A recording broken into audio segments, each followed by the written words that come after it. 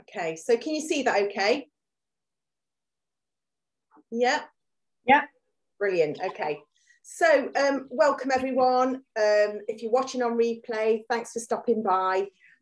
So my name is Zoe. I am a professional career coach and also lead the delivery for the career coaching service through Cats Racing Welfare.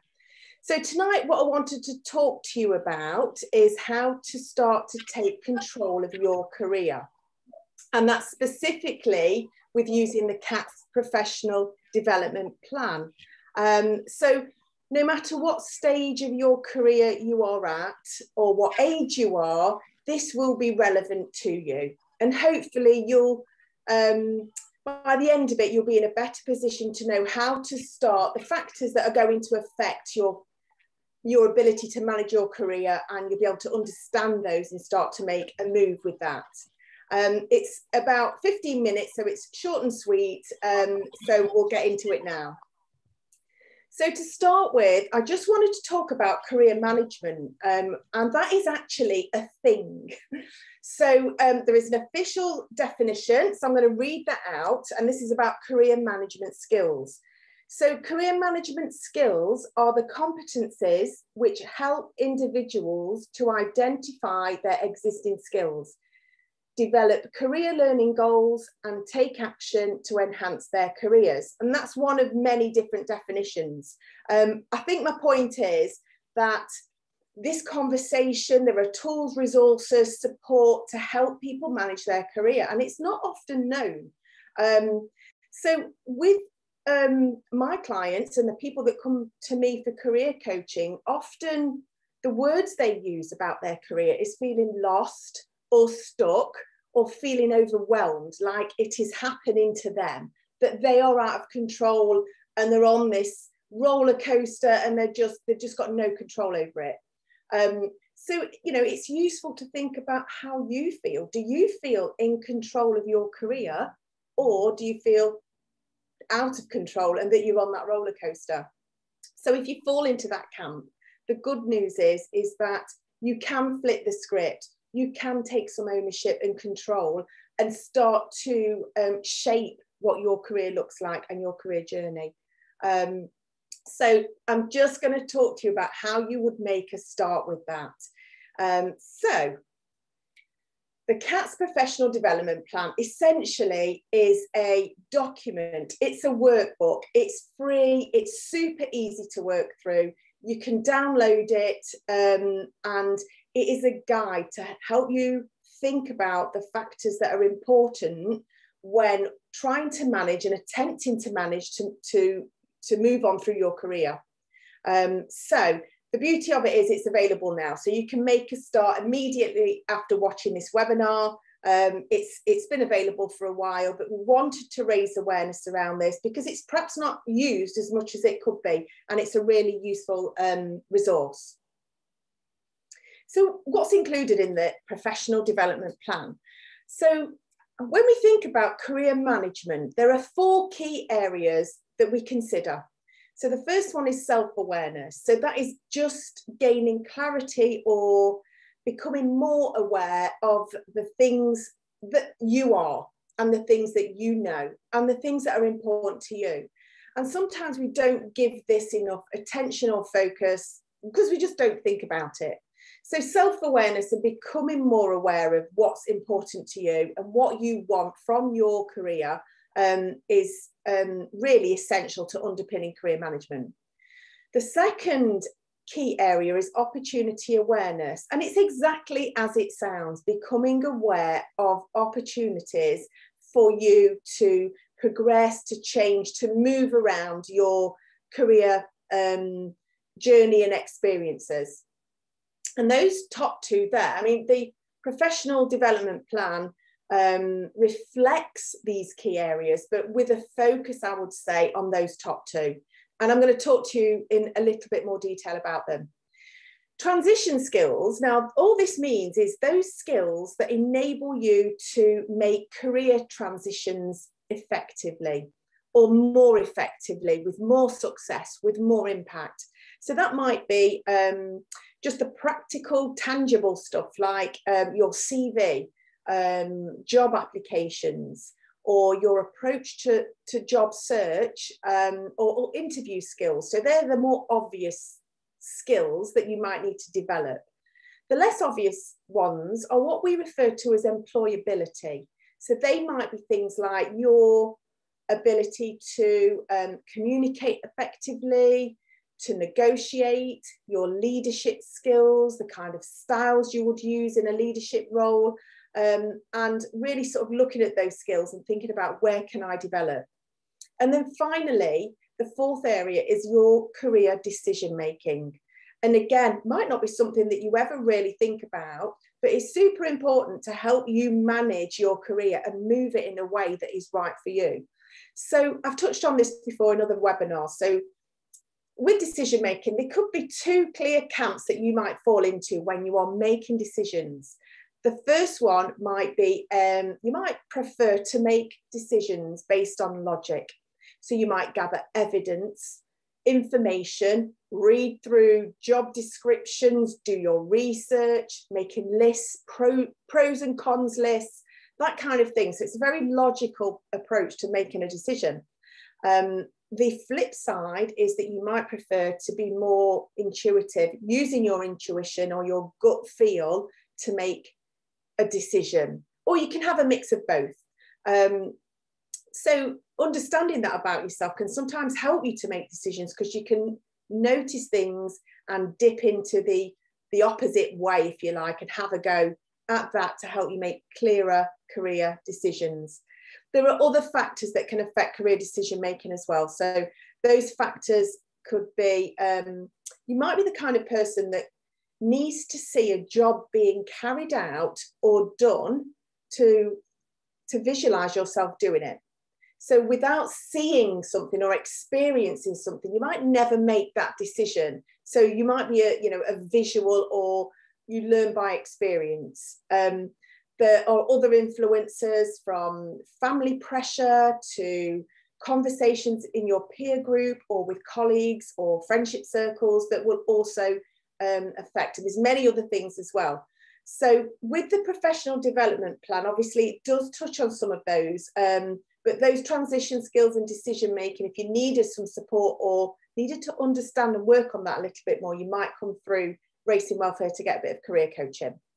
So in terms of self-awareness, this here on the screen is a page from the professional development plan, just to give you a flavour of how simple it is to help you think about your self-awareness. So your personality, your characteristics, your strengths, your traits, are all important things for you to get to grips with and really understand about yourself when you are approaching thinking about what you want in your career. So in the plan, it will help you to think more about who you are, what feels right for you, what you want, and all of those skills and characteristics that feed into making and underpin making good career decision making. Opportunity awareness. So if I ever say to somebody, talk to me about opportunity awareness, what they are likely to respond with is, well, thinking about career, opportunities are job ads, they're vacancies, that's what an opportunity is. And actually that's only a really small portion of the pie. There are lots of other opportunities and factors that create opportunities for you. So essentially it boils down to what you know and who you know. So they're really important things to consider. So in terms of what you know, that's what we call your career capital. So that could be all of your experiences and skills, the transferable skills that you've accrued to date, and also any training and development and professional development that you've already done.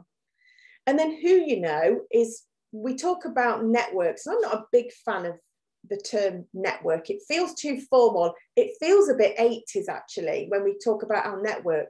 But the truth is it exists. So who are those people around you that could be people of influence? And those might be people at work, or it could be people that you know socially. You might be a member of an organisation or an association where you get to connect and engage with other people. And that is a powerful way of gaining insight and information about opportunities. So in terms of training, obviously we've talked about the training that you've done to date, but also thinking about your training and development needs and what they are. Where are the gaps? And I think actually in this industry, and I work across different industries, but in this industry in particular, you're so lucky to have some clear training pathways into different roles and different careers within the industry that can make it much more simple to career change or to develop in a certain way. There's also, you know, lots of free online courses now available that you can take advantage of to start building up those development gaps. And, you know, with Racing Welfare, you could be eligible to apply for funding towards training as well. So lots of opportunity around training. It is about identifying your skills and the development gaps. And then finally, with opportunities, I just wanted to touch on your professional brand, or you could call it your personal brand. Now, we all have one of these. We've all got a brand. We don't even know it. Some people will cultivate a brand, especially those people like social media influencers and YouTube personalities. They'll understand this. But generally, we don't understand that. We don't understand, what do you mean by brand? So essentially, it is how other people see you and what they think about you. That's your brand. And we often talk about, you know, social media and how that affects it. So doing a quick Google search with your name often comes up with results of your social media photographs and images and stuff that you've commented on. And that can, you know, often in a job search, it's really important to do that actually, just have a little check to see what's out there. Because people will do that. Recruiters and employers will do that. And that's just one way of thinking about what your brand is. But the other ways are, I suppose, that come out in terms of how you carry yourself, the way you connect with others, your attitude, your positivity. It's about all of those things in and out of work that make you you, that other people see. So you might have lots of hidden talents and lots of great things about you, but if people don't see that and you're not presenting that to the outside world, then it's lost opportunity. So that's why it comes under this opportunity awareness. And this page here, again, is from the professional development plan and helps you to sort of pinpoint all the things that you might do or might consider focusing on to help you explore opportunities that are open to you that you might not have already thought of. So that's a bit about the plan. Obviously, it's available. You can download it, have a look through it. But why plan? Why do we have a professional development plan? So I guess if you think about leaving things to chance, so I could use an analogy here. So let's think about your social life. So if you were to leave that all to chance and just see how things developed, what would your social life look like? And what I mean by that is if you never went out, you never left the house, you never spoke to anyone else or connected or engaged with anyone else, you never attended any parties or events that were happening, and you never planned anything and invited anybody to see you, what would happen to your social life? And you can kind of compare that to your career. So being inactive and ignoring things and expecting great things to happen when you've made no active effort can basically result in that situation. The thing that I really like about the professional development plan is that whether you knew this or not, it does reflect a very well-known theory of learning and development called Kolb's cycle of experiential learning. That's quite a mouthful. But essentially what Kolb suggests is that by going through this process will lead you to positive learning outcomes, so development, so positive career development. And it's not just career, it's in any learning experience. So if you think about something and plan for it and you act on it, then you experience things, and then you sit back and reflect, think, how did that go? How can I take what I've learned, adjust things and move forward and go through that cycle again? It's what schools and the education system use. So that is really the foundations of learning and progress. And if you see that graphic just beneath that, that's lifted from the professional development plan. And you can see it reflects that learning cycle. So that it's going to encourage you and push you through this positive cycle of career development. So the professional development plan will ask you, where am I now? Where do I want to be? How will I get there? What action will I take? And then reflect on it. How did it go? And then think, what's next? And then move back through that. So it's a constant, continuous cycle of learning. And if just to know that is okay, but how do you go about it? That's where you pick up your PDP and start to work through that. And like I said before, the beauty of it is you can download it now. So there is the link to the professional development plan. It's freely available. So if you can't cut and paste this link, if you go to the Cats Racing Welfare website, it's under the tab professional development. So that's how to get your hands on it. Just download it and you are away.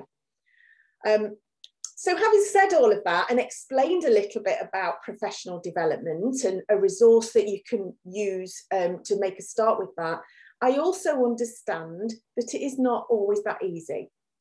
So you might want to do this, and you could, if you're doing it on your own, it can be quite isolating to come up with ideas, to think things through, not have a sounding board to bounce those ideas around. So that's where we can help as well. So with Racing Welfare, they'll provide anybody in racing with the opportunity to have some career coaching. And that's with a professional career coach, which is in the main will be me. And those sessions, you can have up to 6 sessions. They're delivered over the phone at a time suitable to you, including evenings and weekends. So it's really flexible around your time commitments. And with coaching, it really addresses many things that people come to coaching with, lots of challenges, and that could be completing the professional development plan, that they want to make a start, but they're just stuck. They don't know how to go about it. So we can work, or I can work through that with you. Or you might not actually know what job you want to do next, or you're thinking about career change, not sure what might suit you or whether you're in the right role, so it can help there. We spoke about career decisions, and you can get really, in a faff sometimes when you're trying to make career decisions. So it definitely helps with that. And then boosting your employability. So if we think back to those transition skills that I was explaining, how employable are you? And it certainly can help you to think about that and identify areas that you need to develop. So if you want to career progression, you're looking for advancement or change to do something entirely different within the industry, then career coaching will support you with that. It could be, some people will come to career coaching with what we term as general work dilemmas. And that just refers to you experiencing something at work that is making you feel unsettled. So you might not want to leave your job, but there's certainly a problem there where you're not feeling as happy as you'd like to do. And that often might be around things to do with, I don't know, your duties, your tasks and responsibilities, or it could be relationships with others at work and the people, or the culture, the environment. There might be lots of reasons. So it doesn't matter what that is. And you might actually not know what it is, but career coaching can help with that as well. And finally, just as a reminder, as an employability specialist, I am able to help you to refine and be more effective in your approach to searching for a job, getting your CV right, and doing its job. It's got one job to do, so it needs to work hard for you. and also helping you to be more effective and successful at interviews. So that's it. So that is the end of the presentation. Please do get in touch with us. So if you want some career coaching, then please ring the racing support line, or you can go onto the CATS Racing Welfare website to find out more. You can download the PDP as soon as you want. And just as a reminder, career coaching is a fully confidential service, so it is a safe space you can talk, and you know, it's not none of that information will be disclosed elsewhere. So thank you for listening. Hope that's been helpful.